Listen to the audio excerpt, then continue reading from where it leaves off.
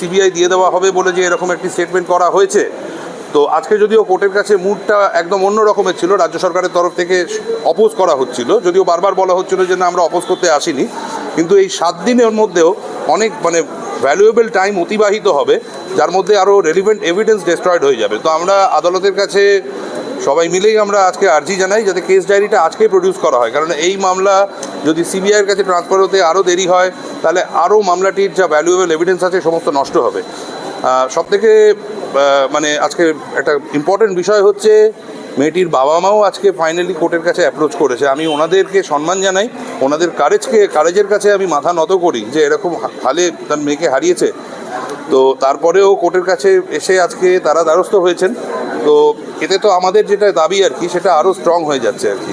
তো আশা করব তখন ধরে শুনানি হলো, মাননীয় বিরোধী দলনেতা শুভেন্দু অধিকারী, ডক্টর অর্চনা মজুমদার এবং তরুণজ্যোতি তিওয়ারি 3 জন মিলে যে জনস্বার্থের মামলা ফাইল করেছেন এবং অন্যান্য যে মামলাগুলি ফাইলড হয়েছে সবকটি একসাথেই শুনানি হচ্ছে।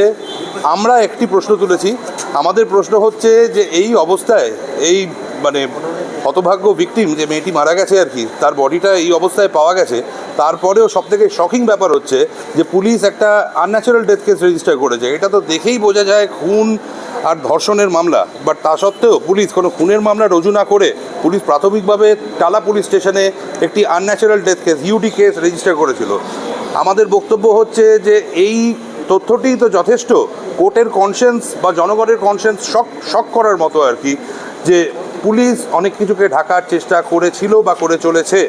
আর আমাদের আর একটা সাবমিশন ছিল সেটা হচ্ছে যে সময়ের সাথে সাথে এই যে 7 দিন পরে সিবিআই দিয়ে দেওয়া হবে বলে যে এরকম একটি স্টেটমেন্ট করা হয়েছে। তো আজকে যদিও কোর্টের কাছে মুডটা একদম অন্য রকমের ছিল, রাজ্য সরকারের তরফ থেকে অপোজ করা হচ্ছিল, যদিও বারবার বলা হচ্ছিল যে না আমরা অপোজ করতে আসিনি, কিন্তু এই 7 দিনের মধ্যেও অনেক ভ্যালুয়েবল টাইম অতিবাহিত হবে, যার মধ্যে আরও রেলিভেন্ট এভিডেন্স ডেস্ট্রয়েড হয়ে যাবে। তো আমরা আদালতের কাছে সবাই মিলেই আমরা আজকে আর্জি জানাই যাতে কেস ডায়েরিটা আজকেই প্রডিউস করা হয়, কারণ এই মামলা যদি সিবিআইয়ের কাছে ট্রান্সফার হতে আরও দেরি হয় তাহলে আরও মামলাটির যা ভ্যালুয়েবল এভিডেন্স আছে সমস্ত নষ্ট হবে। সবথেকে আজকে একটা ইম্পর্টেন্ট বিষয় হচ্ছে মেয়েটির বাবা মাও আজকে ফাইনালি কোর্টের কাছে অ্যাপ্রোচ করেছে। আমি ওনাদেরকে সম্মান জানাই, ওনাদের কারেজের কাছে আমি মাথা নত করি যে এরকম হালে তার মেয়েকে হারিয়েছে। তো তারপরেও কোর্টের কাছে এসে আজকে তারা দ্বারস্থ হয়েছেন।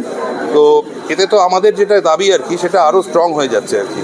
তো আশা করব একটার সময় দেখা যাক কেস ডায়েরি প্রডিউসড হোক, কী হবে তারপরে আদালত যেটা বিচার করবেন দেখা যাবে। পুলিশের ভূমিকা নিয়ে আদালত প্রশ্ন তুলেছে, 72 ঘন্টা হয়ে গেলেও ওগুলো সমস্ত একটার পরে, ওগুলো একটার পরে, এখন নয়, এখন অন্য কোর্টে মামলা চলছে, এটা করে আসি একটার পরে, একটার পরে।